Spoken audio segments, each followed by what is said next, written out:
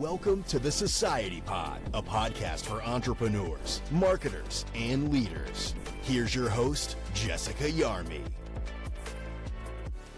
Hey there, everybody. Welcome to this week's episode of the Society Pod. My guest today, she's an expert on the operations and sales side of the fitness industry. She's knee-deep in booking rates, conversion rates, and all the tips and tricks for how to increase studio revenue. From boots on the ground in a location to industry advisor, welcome to the show, Kelsey Willhite. Thank you. Excited and slightly nervous to be here today. There is no need to be nervous when you know your SHIT as well as you do. I think it goes to show the imposter syndrome is so real. We're hoping one day that gets better. There's no need to have the imposter syndrome when you have all of the experience that you do. Give us the breakdown of like how many years you've been in the fitness industry and how long you've been doing the sales and operations thing. So I'm coming up on 10 years in the fitness industry, which is sort of insane to look at it that way because it does not feel like it's been that long, and it also does feel like it's been that long at the same time. I started in 2016, and I actually stepped into the fitness industry on the other side of it as a client coming into a kickboxing space, and I'd never done that before. I was a pseudo athlete in my youth. I did ballet for 13-ish years when I was a child. I did soccer through high school and college. Very comfortable in the athletic space, but as far as boutique fitness itself, not really anything that I was used to. So I walked into this space and it was loud and it was lights and it was people in your face and it was very endearing from like moment one and exciting and energetic. So I started as a member, quickly transitioned to coaching part-time, quickly transitioned to being a general manager and then a regional manager of 3 locations. And then for your fabulous mentorship, stepped into the corporate space in 2021, formally in the operations and sales space, although that's really what I've been doing all along since we stepped into that general manager position. You could call it mentorship or you could call it arm twisting or coercion. There's probably other negative words that we could associate with the recruitment that was bringing you into the dark side. So you have like full-time jobs and then you also have 2 kids. You are seemingly like successful at both. How do you kind of juggle those lives? So early on when I had my first son and was still doing this work from home thing, I tried really hard to do it all. And I think I looked at it like nothing's going to change. I'm still going to be home. I'm still going to be working. I'm still going to have my son and it's all going to be fine. That's definitely the A-type perfectionist in me thinking I can do all the things perfectly. And I couldn't. And I think at this point, I've just allowed the chaos to live in one area of my life at a time. And that's just acceptance. So yesterday, we were on a call and my son is sitting on the floor, like ripping pages out of a workbook and throwing them all around the house quietly and not needing me for anything. So for 30 minutes, I just allowed that chaos to live there and allowed him to rip pages out and throw them all around the room and do the work. And then after the call is done, try to clean up the chaos, take care of the kids, and then let the emails live for a moment. So it's always a back and forth. Some days you feel like you're doing better at one thing than the other. And I think that's always going to be true. Some days I feel like I'm killing it as a mom and I have 20 unread emails that I have to get to at 10 p.m. Other days they watch a movie and I get things done and feel like I'm on top of the work thing. And so it's just always a balancing act. I feel like one thing that you do maybe it's just like a coping layer that you've put in place to like juggle all the things, but you don't have standard 9 to 5 moments of working. You kind of seem to be up early doing the things, late at night after the kids are in bed doing the things. And so like, how do you manage your time during the day? Like, do you try to keep most of your work in a 9 to 5 or do you just let it bleed so that you have those down moments throughout the day? Really, the only thing that is set for a schedule for me during the day, or if I have meetings or calls, those are obviously immovable. Everything else is we get to it as we get to it. I often am responding to emails at 8 a.m. while my kids are eating breakfast and I'm having my coffee for the day and trying to set the tone for my day on both a professional and a personal standard. As I'm sure you know, lots of emails post 8 p.m. when I have a chance to sit down and truly there's no distractions. So it bleeds. It's everything all day long. It is handing out snacks and talking to clients at the same time. It is watching the kids play outside and listening to vendors. It's all the things all the time. I know you do a lot of coaching in the fitness industry. And I feel like tying these two things together, if you're a gym owner or a studio owner, you constantly have all the things happening, whether it's the class going on in the background or vendor who's delivering something to the location, or there's like always something happening. So I feel like owners are constantly multitasking. And so then when you come into calls and you're like, hey, I'm off camera because I'm multitasking with my kids or I'm like driving in the car, I feel like it starts the relationship just from a place of real, recognize as real. We're all trying to do a little bit too much. Do you do that intentionally to make yourself more relatable? Or is it really just like how you are as an authentic person? Choice but to be truly who I am. I don't know how to be anything other than this. So it's mostly just my default. It's also a little bit of a forewarning.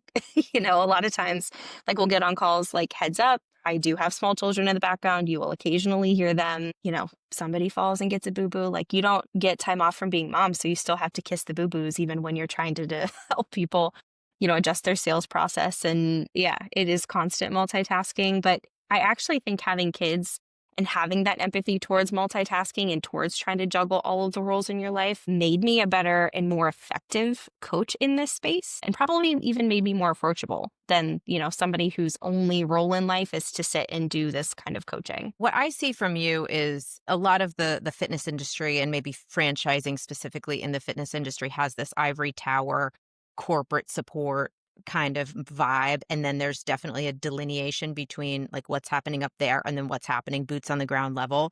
But you have a great way of being able to live between and meet them where they are in their world. I think that's really important, whether you call it empathy or whether you call it authenticity, to lead with the fact that like, I totally get your chaos because I am in chaos also. We're not aiming for perfection. We're aiming for small improvements made consistently over time. And I think it builds trust.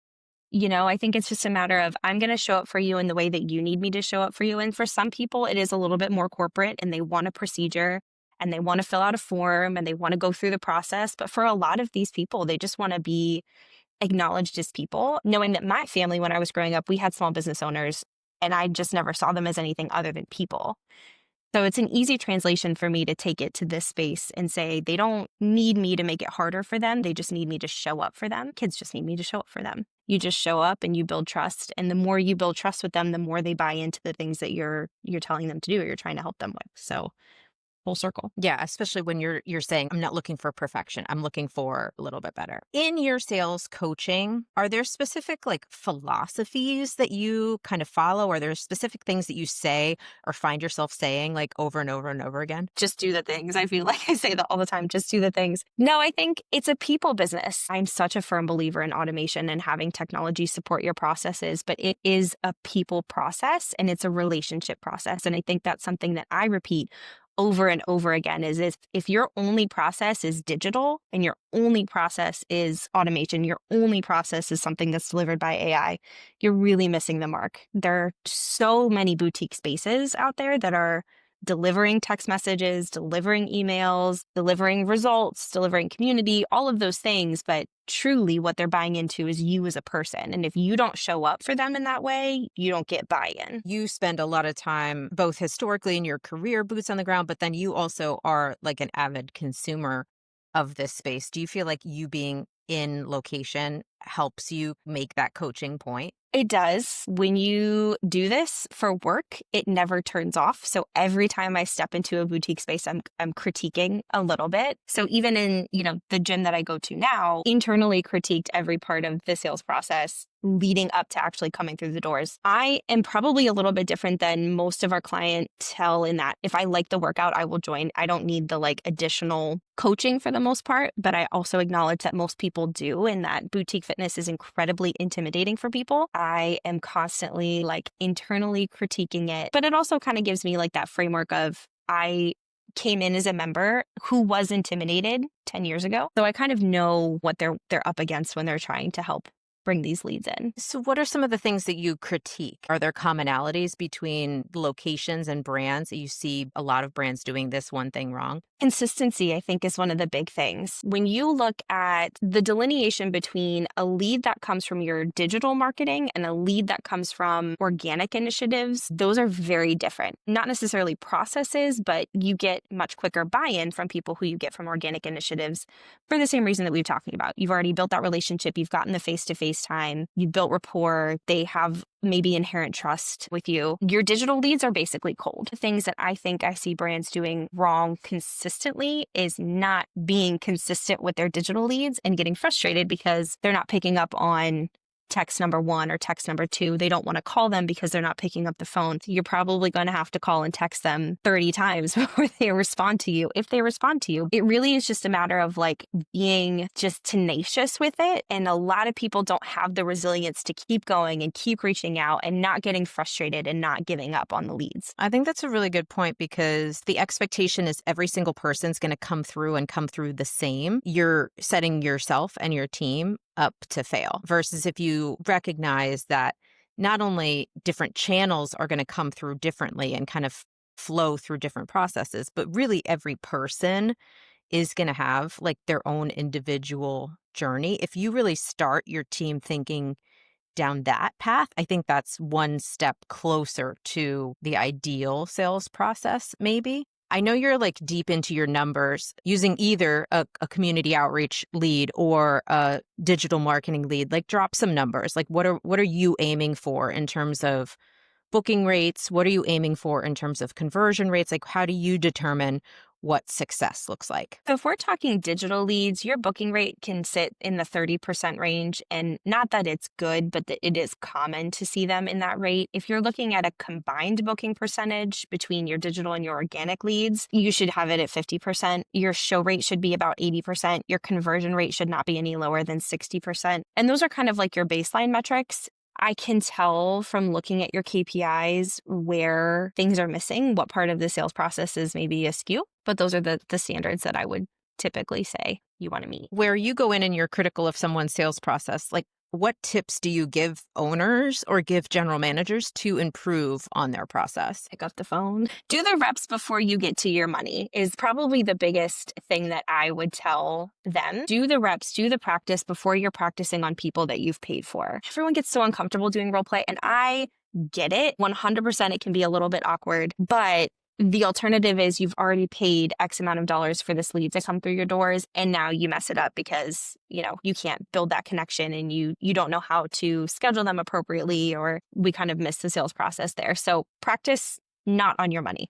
Practice on your team. Don't practice on your money. I think that's really good advice. And I know you have opinions on like sales scripts versus maybe like an outline of what the sales script should include. Like where do you fall within those extremes? I love to give a sales framework and say, these are the major points that you want to get to. Here's the information that we're trying to gather. Here's the rapport that we're trying to build. I found that what you run into when you give scripts is now I'm putting language in someone else's mouth that may not sound comfortable to them. I remember in my own learnings, in my own development, the sales process, reading a script and we were supposed to execute it and just having these like super cringe phrases. They didn't have any skin in the game, which isn't something that I would ever say in my normal speech. I think that moment for me was like why I decided, to me, scripts are not the move. I want this to sound natural. And I always tell people when I'm doing sales coaching, this should be your new best friend.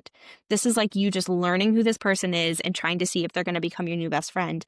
And I'm not going to make a best friend if I'm being weird and saying things that don't sound natural to me. I don't love scripts, but I do love giving, here's example questions, here's an example framework. And I love giving actual example role play because then you can hear from different people what this is going to sound like. And it won't sound the same to me as it does to you. And that's okay. Whenever I'm presenting to a big group, I usually practice and I record myself practicing. When you are practicing your sales pitches, do you go through that same process of like practice, record, and if there's a good rep, you kind of listen to it? Like I fall in the more like wing it category. I think I have the benefit of like, again, because this is like a people process. The prep for me is more prepping kind of like the hard-hitting questions, right? We talk about getting the got and getting like the emotional goal. And so one of the things that I will always prep for myself is what are a couple questions that I can ask this person that will get to the emotional goal, or what kind of sample questions can I ask that will get to the emotional goal? But I don't do full reps because then again, like I don't know what's going to come out of that other person's mouth. So for me, practicing in that way doesn't help it so much as it makes me overthink. So we talk about getting the got. How do you define that? Getting the got, getting the goals, getting the objections, the potential objections, and getting the type of membership. And this is just the framework that we talk about how we engage with our leads. When you're talking to a lead, obviously you want to get their goal, their true emotional goal. And a lot of times we hear from our leads surface level goals like, I want to lose weight, I want to tone up, something like that is what they want to achieve, but it isn't why they want to achieve it, which is a really, really big distinction between what they're saying and what they mean. So for me, if I'm listening to someone's goal, if they tell me, they want to lose weight, maybe my follow-up question is, when was the last time that you were at a weight that made you really feel comfortable in your body? And that kind of gets to the root of the emotional piece versus just the thing that it was easy for them to say out loud to me, because who hasn't at some point in their life said, I want to lose weight or I want to tone up, right? Those are really, really easy things to give. Oh, being objections. This isn't something you'll ever come out and ask someone. Like, if there was a reason that you wouldn't join our gym today, what would it be, right? But it's going to be context clues, right? Maybe somebody's talking about working 4 jobs or the budget being tight. And so you can kind of like get these context clues as far as what would be the reason. And I'm just going to make a note of that. And then type of membership that I would suggest for someone to join on. And that's an internal note. It's not necessarily something that, I'm obviously going to say to them. So I know you do a lot of work in the boutique fitness space. I also know there's a lot of people who watch this who are in the big box fitness space. How do you see the sales process in boutique differing from big box? Boutique is more relationship based. Big box tends to be more amenity based. So whereas big box is, you're going to have kind of this standard, the machines, the equipment, the things that you're going to get with the membership. So when it comes down to like really the reasons that someone would join one versus the other, it is the additions, right? What's the schedule like? That's a big one. Are you open 24 hours a day? If I'm going to need to be working out at 2:00 in the morning for some reason, can I do that? And then, things like, do you have a pool? Do you maybe have some classes if I'm like a class person, childcare, things like that? It really is more about like the amenities. Whereas with boutique fitness, you have clients who acknowledge, myself included, so like no judgment here, but myself included, acknowledge that I'm not going to walk into a gym and motivate myself to do the reps in any capacity or want to take the time to look up what a good structure for a workout would be. So I want to be able to walk in and just have someone tell me what to do. And so then it's more about the relationship because there's so much saturation in the boutique market. So I have to like the people that are bringing me in. And then the workout itself, not that it's not important, but it is secondary. And it's the second thing that they see. They meet you as a person first before they see your gym or your studio or your workout. Yeah, community is such a word. Pete Moore was just talking about how it's like overused now in the boutique fitness space, has been washed over all of the brands, so it no longer is unique. It does feel like each boutique has a slightly different community. Your amenities are no longer actual offerings of classes, but it's really the vibe of the space and of the community. But that's really hard to claim and to own in marketing. It's really more an exercise in get someone to the door. And once they're at the door, then they have the vibe, they see it, you get them into your community, you get them into your groups and everything like that, and kind of have them experience it firsthand, which puts the emphasis on the booking rates and the show rates just to get them there, and then having confidence that your team and the experience are strong enough that you're going to be able to get them sold in. The idea of the workout being the second experience is something that a lot of brands miss. And I think especially now, maybe just because of the actual like physical spaces that I'm in that are going against the community thing. We don't have a community, but just like, that's not what we're going to sell on. And I agree, it is probably an overused term, but they don't actually experience your workout first. So if you sell based on results, maybe that works for marketing, but people aren't going to experience that for like months on end, right? Like sustainable results is a long-term goal. So you really have to fine tune what you're doing up front or you won't be able to get anyone to the point where they're having the results. It's really a big piece that a lot of brands miss, is that upfront moment. Love that call out that like you experience the community first and then the workout second and the results third, if not 10th. There's probably other things that you experience before you actually experience the result. I know you have like a front row seat to a lot of the happenings in the fitness industry. Are there specific brands that you're watching or trends that you're watching? I am watching any brand that has that kind of no community vibe. I'm watching because it is an interesting development. I'm like a strength girly, truly. Like inherently, that's kind of like the workouts that I like are strength-based workouts. So anything that's like unique and strength-based is very interesting to me. My husband's really big into the kind of like newer wellness trends. So cold therapy is like a big thing that he's into. So I'm kind of watching those brands. For me, it isn't like any particular brand. I say this all the time and I feel like it comes across maybe not always the nicest, but there isn't anything in the fitness industry right now that I look at and say, oh, it's totally unique. This has never been done before. Like they're kind of all repeat to some degree, but I watch the brands that have messaging that differs from what a lot of the boutique fitness industry does. Right. Stand out via marketing as opposed to modality. Yeah. Because again, that's what you experience second and you see the marketing first.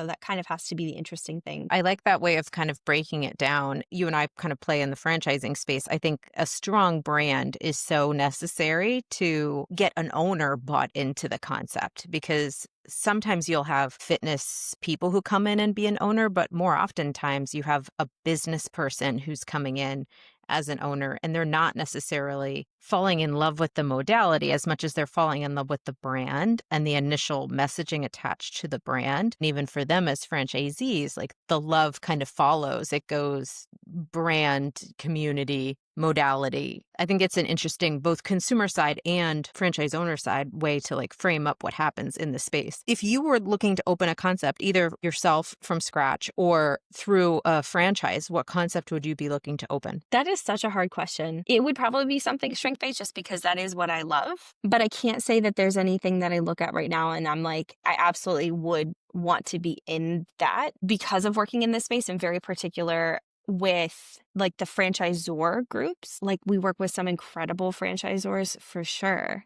I am very particular about processes. I think I would have a hard time sitting in a franchisee seat and being compliant with all the things. I think it probably would be better for me to get into some like a wellness concept or something where I wasn't quite so familiar and I could just absorb the knowledge and the information versus feel like I have to refute it. You and I would be activist franchisees for sure. Yes. We're going to not only open doors, but we're going to blow doors open, if you know what I mean. Yes. You will either love it or you will hate it. Exactly. If you have a lean staff and you need opinions on everything, let us know. You talked a little bit about your path coming up through the fitness industry. And I think sometimes people who are working in the fitness industry are in that coach kind of career path, and then they don't see how you can go from coach to being in a bigger role. Like, what advice would you share with somebody who's listening to this, who's maybe a personal trainer or in a coach role or maybe in a GM role? How would you recommend they kind of navigate to be able to get up to their next level? Standing out in some capacity as far as like your performance is going to be step one. And I say this all the time, and I don't know whether or not this is kind of undermining my capabilities, but I think at the time that I got the opportunity that I did not feel at all qualified to be doing that role, but I knew that I could do the GM role really, really well. One thing that I obviously was very strong in. So for me, it was more like I'm going to fine tune my craft that I am doing right now, and then I'm going to gain an understanding of how to pass that knowledge on. There seems to be a lot of demand in the fitness industry for consultants because I think a lot of people come up this way. Like they just love fitness and they start what is just the super cool brand and the super cool idea and don't necessarily have the same level of knowledge for implementation or scaling. Scaling's a big struggle with a lot of franchise concepts. So yeah, do your things really, really well. And then something that I really need to get better at is networking. Sometimes it is not necessarily what you know, it is who you know. That is really, really critical. And there will be doors that will be opened because you just have the right people standing behind you. So probably those two things. Definitely the networking. I need to take my own advice, probably posting a little bit on LinkedIn and networking that way. I need to take your advice. Well, I think you and I connected because someone else kind of represented you and said, like, hey, you need to talk to Kelsey and like bring her up through what you're trying to do. I think that's an ideal scenario for people where like they have an existing relationship and introductions are made that way. But the more realistic scenario is no one's going to stick up for you. No one's going to put your name out there into the world. Like if they do, amazing, like that's a bonus. But I think you need to be prepared for, you need to be out there pushing your own agenda and your own wishes. To me, it's crazy that no one messages me to kind of say like, hey, I want to do this, this, and this. Can you help me? And if it were someone who was either a trainer who was like, I want to open a facility, if it was a marketing person that's like, I want to be a CMO, I'm all about that conversation. And I'm almost too much about it, as you know. Like I try to guide you versus like let you find your own path, which is something I need to work on, being less of a control freak. It's not just networking, but it's really like defining like what do you want to achieve and not just waiting for it to happen, but go be it. Go do it, be aggressive about it. Like we're so aggressive as fitness people. And then all of a sudden, when it comes to like career things, we kind of get shy or we wait for it to come to us, which seems crazy. I think it's definitely, we started this by talking about imposter syndrome, but just to kind of go back to that, I think if I were to go back to it now seeing from this seat, the knowledge that other GMs have and other, people in the fitness space have, I really did know what I was talking about at that point. Like I knew how to be a GM and I maybe didn't necessarily know how to coach from the franchisor perspective. And that's something I think I'm still working on every day. It's a learning curve and it's a people process. But I think if I could take my own advice, like not to undermine yourself, but also not to undermine the value that you get in conversations with other people. And I think that was one of the biggest things when I first came up in working with you was just learning how to navigate in both a professional way, but also like a relatable way. And I think from the franchisor perspective, trust is probably one of the most underutilized tools that I see franchisors use. There is so much to be said about having, a CEO who is like, yeah, we'll dig in with you. Like text me, call me, we'll dig in, we'll figure it out. That is so incredibly valuable. If you were to step from the outside and look in and look at like corporate processes, that's not usually how it goes.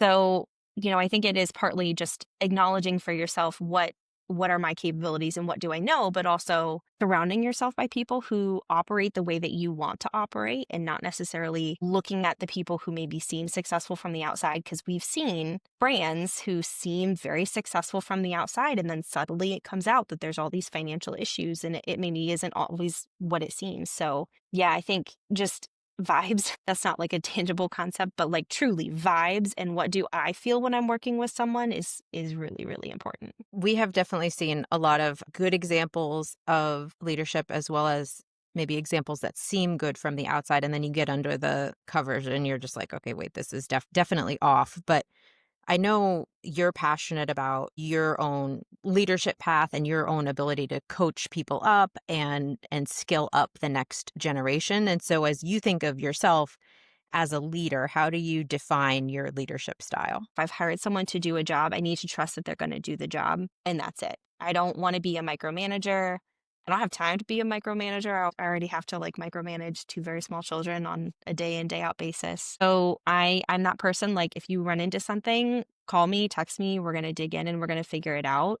I'm not going to micromanage your life. I'm not going to micromanage your schedule. If this is the job that you have to do, I trust that you're going to get it done within those parameters. Obviously, if it's not being done, we can just, take the L and move on. But I am probably the true millennial in that way. Like I'm just in it with you. I'm just going to be in it with you.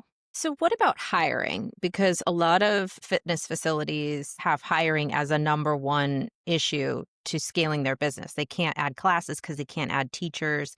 They can't add revenue because they can't add classes. So how do you coach an owner through that flywheel? Low-hanging fruit in all aspects, like sales aspects, B2B aspects, even hiring aspects. A lot of the fitness industry is based around the idea that we have members who come up and who are very passionate about our systems and we can like coach them into being something more. So if you have low-hanging fruit in that way, that's probably the biggest thing to take advantage of. Where a lot of fitness spaces get it wrong is looking at members as like a less than in the coaching aspects, right? Because you don't have the certifications, because you don't have the credentials, XYZ, those things can be learned. Being a good people person is not something that can be learned for everyone. Again, I hate to say vibes because that is an intangible concept, but truly, a little bit is vibes. Like, how well can your people navigate people in a people industry? If you don't have people who can people,